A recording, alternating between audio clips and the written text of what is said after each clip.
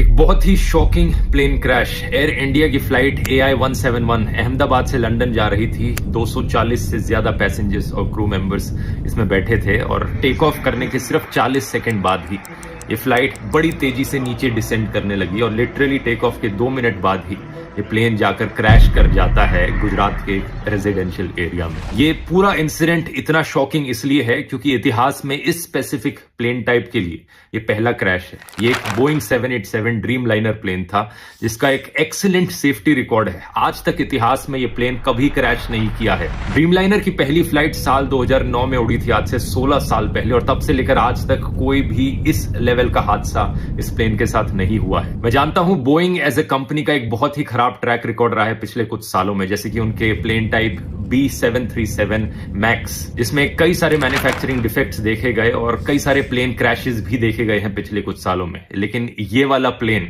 वो नहीं था। इस प्लेन का स्पेसिफिक कोड नंबर VTANB था, जिसे आप इंटरनेट पर जाकर सर्च करोगे तो सारा डेटा मिल जाएगा। ये 11 साल पुराना प्लेन था, कोई ज्यादा पुराना प्लेन नहीं था। ड्रीम लाइनर्स का लाइफ स्पैन 20 से 30 साल तक का होता है। जो पायलट इस प्लेन को उड़ा रहे थे, कैप्टन सुमित सबरवाल, उनका खुद का भी 8200 फ्लाइट आवर्स का फ्लाइट एक्सपीरियंस था, जो कि बहुत अच्छा होता है। तो पायलट भी इनएक्सपीरियंस नहीं थे। अगला सवाल आपके दिमाग में आएगा कि क्या वेदर खराब था? ऐसा भी नहीं था। 1:30 बजे दोपहर के ये क्रैश हुआ। वेदर कंडीशंस अगर देखी जाए तो लगभग 40 डिग्री सेल्सियस के आसपास का तापमान था। कोई ज्यादा तेज हवाएं नहीं चल रही थी। विजिबिलिटी जो थी बहुत ही अच्छी थी, 6 किलोमीटर से ज्यादा की विजिबिलिटी। तो ऐसे में सवाल उठता है कि यहां प्रॉब्लम कहां पर हुई। इसका असली जवाब हमें जल्द ही पता लगेगा। अभी प्लेन के ब्लैक बॉक्स से इंफॉर्मेशन को रिट्रीव किया जा रहा है, लेकिन मोस्ट लाइकली ये पूरा हादसा एक बहुत ही भयंकर टेक्निकल फेलियर का लग रहा है। क्या यहां पर कोई इंजन फेलियर हुआ है मेंटेनेंस फेलियर की वजह से? इसका असली जवाब तो हमें तभी पता लगेगा जब ब्लैक बॉक्स को रिट्रीव करके